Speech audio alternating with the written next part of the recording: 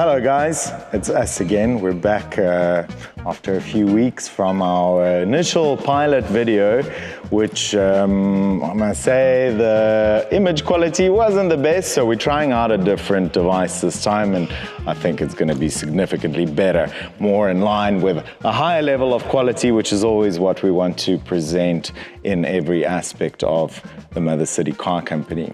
So today, we are just going to take a little walk around and see what's been happening over the last couple of weeks. We've sold a bunch of cars, we've been buying quite actively all over the country, and we've got some cool new arrivals, and maybe one that I'd like to get in a little bit more personal and kind of go through with a finer lens on. So come join us, come have a look, see what we got today. We're standing in showroom A. Showroom A has been the only showroom since 2019, since we moved to our current premises in Salt River.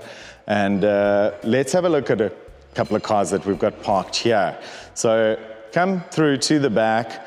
There's a reason why it's all the way in the back here, and that's because it's mostly paid for already.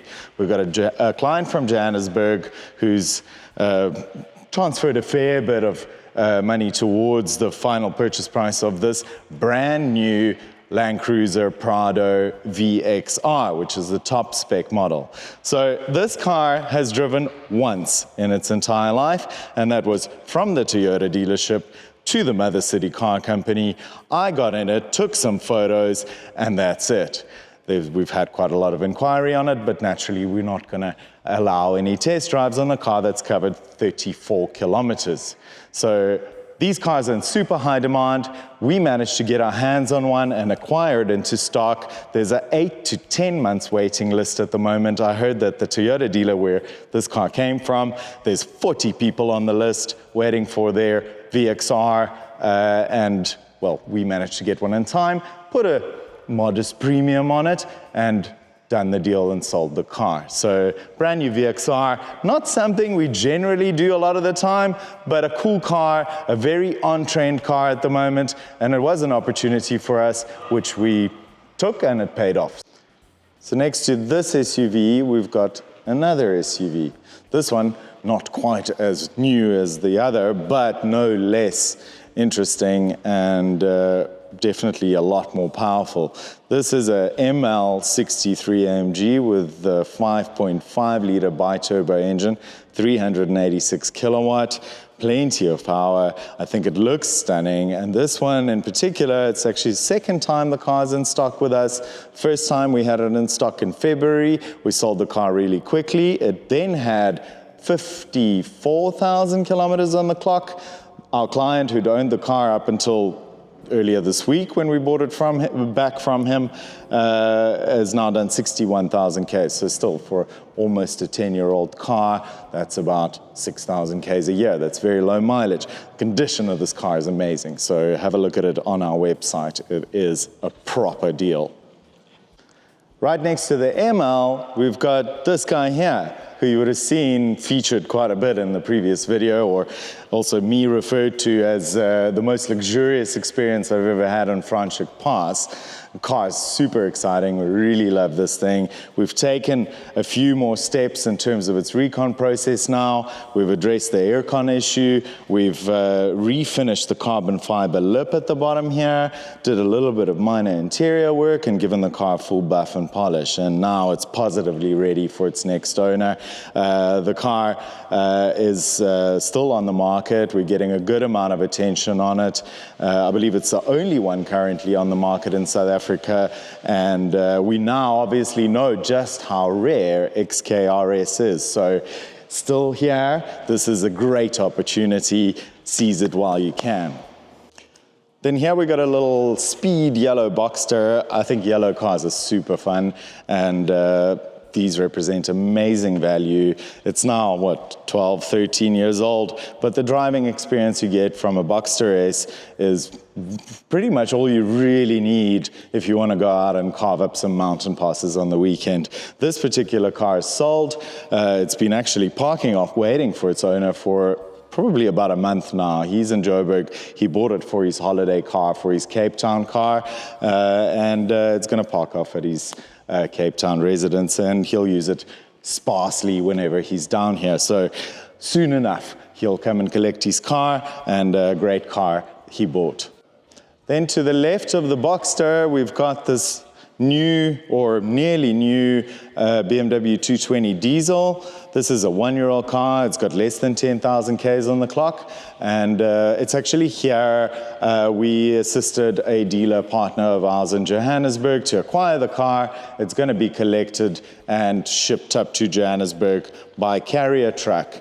But we have our own BMWs in stock as well, both of them late model cars, both 2022, an X5 xDrive 30D M Sport with 28,000 Ks on the clock, and a 2022 BMW 330i M Sport with 55,000 Ks on the clock. So these are also sort of more modern cars, cars that we also enjoy, and they're obviously sometimes a little bit easier and quicker to transact, much easier to finance for clients that are looking to buy a vehicle on hire purchase through the bank. We do assist all our clients with all of these services.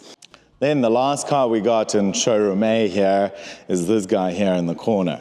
So this particular car has been a resident of Mother City Car Company for the last 5 years. It's my own W140 Benz. I bought it in 2019 as a project car, and over the years it has, you know, sort of turned into this with AMG monoblock wheels, a complete repaint, interior, and a ton of mechanical, electrical work with parts that I had to import from all sorts of small Eastern European countries. But it is a daily driver. It is a car that I very much love. It's a car that has a part of my soul in it. But I think we can, at some point, dedicate an entire episode. We can dedicate like 6 to this car, because there's a lot of stories here, and I do love the thing very much. So follow me through now to our showroom B. This is a new section. We've only recently opened up the wall here. Previously, our space, our shop, ended right here. We've opened this up a couple of months ago in order to get some more space, and we're really enjoying the extra space. It's helping us a lot just to move in and out, and obviously to accommodate more inventory. So follow me through and let's have a look what's inside showroom B. So the first car here on the left-hand side in showroom B is our Conquer Grey Raptor. This is still the previous generation of the Raptor, which does come with, I would say in some cases, more desirable diesel engine versus the newer car's 3-liter V6 petrol, which is extremely thirsty on fuel. And also, a lot of people have realized now that the new Raptor, as a bucky, doesn't really do much of a job, because it can't really tow a big load. It can't take a big load into the buck section of the bucky. So it's not as practical as it would be in its previous generation like this. So this particular car, also second time that we've got the car in stock. We sold it to its previous owner. We've now bought it back. It's a 2021 with 50,000 Ks on the clock, with factory warranty and service and all of that stuff. It's a great car. They're a lot of fun to drive. Then moving on from there, this is a car that's still in preparation.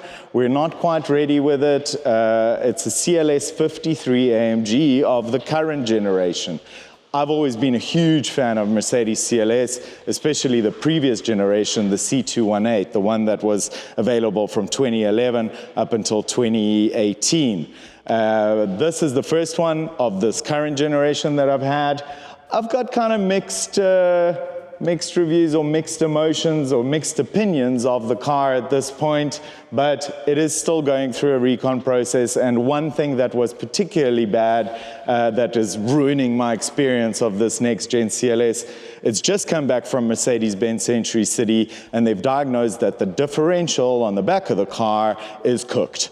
So when you're driving the car at about 90 or 100 kilometers up, the car starts to wind and make this kind of like whoa, whoa, whoa, whoa noise. It sounds like there's a single propeller airplane flying right above you, and it's really annoying. So it is kind of hampering my experience of the car at this point. The car is in full maintenance plan, so luckily we don't have to pay for a new differential, but it is going to take up to 8 weeks for it to arrive from Germany, and only then can we actually present the car to market.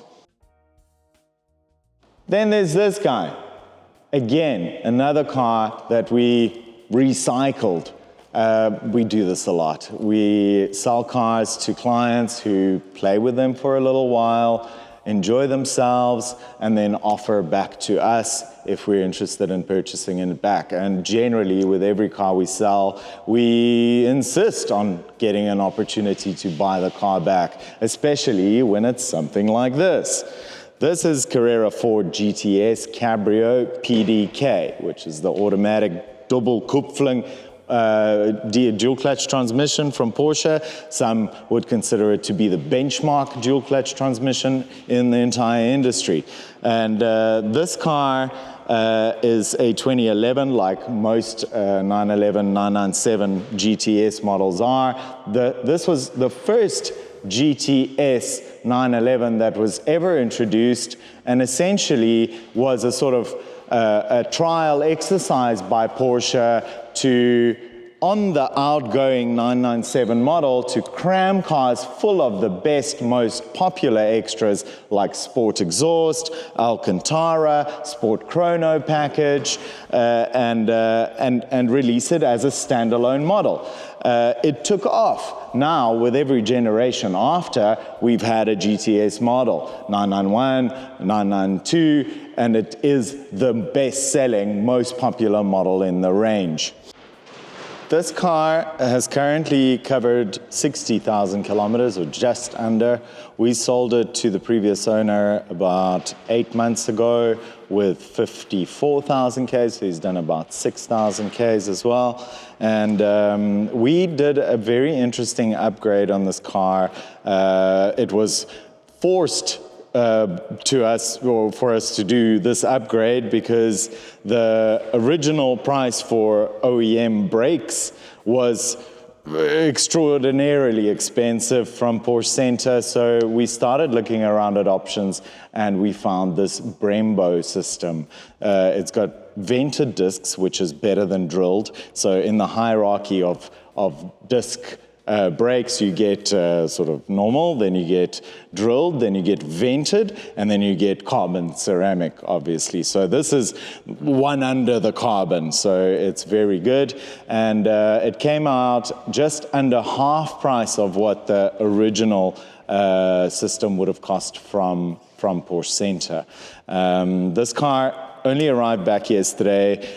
We've just done a valet on it. It's not on the market yet, but I know that these cars are very desirable, so we'll probably make light work of this and have it in its new owner's hands very soon.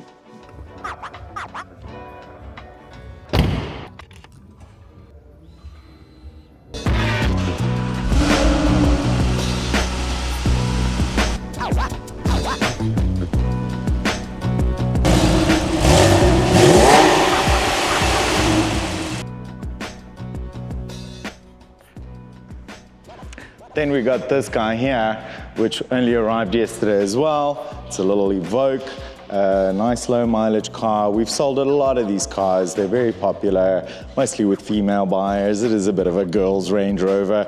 Mandela's busy with it now. This man can really clean up a car. You can see him there busy with cleaning the steering wheel. This is something that I'm particularly fussy about. You know, you send a car to a valet and they'll clean everything and give it a good wash and put whatever treatment on the leather, but steering wheels get neglected. But isn't that the part that you touch the most every time you drive the car? You hold the steering wheel with your hands throughout the day. You know, you can only wash them so many times. So all the dirt and grime and gunk goes to your steering wheel. So for me, cleaning the steering wheel is like super important. It's one of my sort of little pedantic kind of areas. So that one is in prep, will probably be on market within the next couple of days. And my final new arrival, one that I'm really pleased about, that's why I'm wearing all red today, all rosso e tutti rosso, is our new F430. Love F430s. I've had one, a personal car, for 2 years. Mine was very special, it was a manual, but this car is no less a car. It is an F1 transmission, but it is a late model, 09. It's got 22,000 Ks on the clock. I'm super excited that we have another Ferrari on the floor. I want to make this a rule now. Always have one Ferrari and one Maserati on the floor at any given time. So let's have a little bit of a closer look at it. It is still something that we need to do a little bit of work on, but I'm excited that it's here.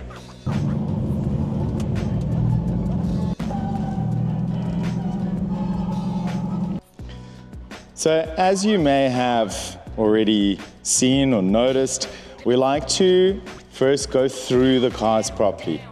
Attend to whatever minor little discrepancies, blemishes they may or may not have. We spend our time with the cars, we get to know the cars, and then we recon them, as an industry term, to the best possible condition that we can. We are, at the end of the day, dealing with used cars. So this car, a 2009, it's 15 years old. So there will be a little blemish here, a little bit there. Things that we need to consider, things that we can or cannot improve on. So the best way to test the thing will be, I think, by going on a breakfast run. So we're gonna grab this thing on Sunday morning. There's a really cool big run coming up. So I think this is the perfect car for it and the perfect way to get to know it so that we can really be involved when the next owner comes to see it. So there's one thing here on this car that I only realized after I'd actually done the deal and bought the car into inventory. And it's something that some would consider as missing, and that is fender shields. On many Ferraris, pretty much most of them, people option or spec the Fender Scuderia shield. It's the Ferrari badge, yellow background. Sometimes you get them in carbon fiber, depending on how you spec and how much you want to pay. So Fender shields, according to Ferrari historically and Ferrari lore, if you will, only were supposed to be displayed on factory works racing team cars. Even a private racing Ferrari cannot display Scuderia shield. Scuderia in Italian means team.